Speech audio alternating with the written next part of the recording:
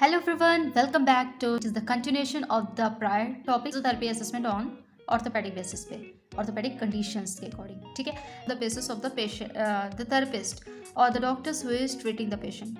For example, as we all know कि on the basis of patient के according we'll talk about on the basis of the therapist or the doctor के basis पे ठीक है. Why it is important to take assessment ठीक है अब patient के according because we should know about the identity that is demographic data why it is necessary because name हमें पता होना चाहिए otherwise we can not call according to the condition age also related because there are several condition which is associated with the age related occupation gender address religion everything is important on the basis of patient जो हम अभी पढ़ेंगे. लेकिन therapist के basis पे क्यों important है ये चीज़ बिकॉज नेम से हमें बहुत सी चीज़ें as a therapist as a doctor we get to recognise और we get to know very much more things regarding. अगर नेम अब पता हो जाता है तो उससे हमें बहुत सी चीज़ें ऐसे पता चल जाती है लाइक फॉर एग्जांपल कि whether the patient is male और female, whether the patient is belongs to what area, a certain kind of sometime it happened.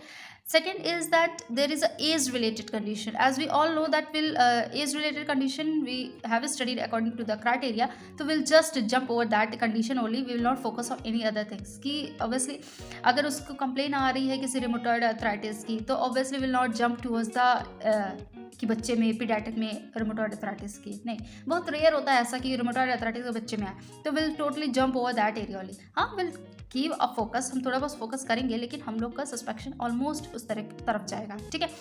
दूसरी क्या चीज़ें होती हैं कि एज के अकॉर्डिंग जो होता है हमारा कॉन्सेप्ट ऑफ ट्रीटमेंट भी चेंज हो जाता है कि how will have to treat the patient. ठीक है. How will have to handle, how will have to treat the patient, how will have to handle that patient. It all depends on the age related हमारा mind set हो जाता है. For example अगर वहाँ पे boy आ रहा है तो हमें पता है कि किस तरीके से will have to behave, how will have to focus कि treatment will be given by the male physiotherapist और फीमेल थेरेपिस्ट और अकॉर्डिंग टू इट. ठीक है. दूसरा क्या होता है एज रिलेटेड क्या हो जाता है कि बच्चे हैं, बूढ़े हैं, बीच वाले हैं, तो उसमें क्या होता है कि वी गेट द पॉइंट कि हाँ अगर एडल्ट आ रही है एडल्ट सिनेरियो में we can go for several treatment and the patient will not get irritated, agitated और frustrated something like that. But in the case of अगर हम बात करें एडोलसेंस की या फिर उससे भी छोटे पीडियाट्रिक कंडीशंस में तो उसमें क्या होता है will have to treat the patient along with certain cares to make a environment for the patient to get comfortable. कि जब तक बच्चा comfortable नहीं होगा, interaction अच्छे से नहीं होगा तो we have to focus on certain conditions, focus on certain scenario, several things पे हमें फोकस करना पड़ेगा ताकि उस सिनेरियो को, उस सिचुएशन को हमें डील करना है. ठीक है.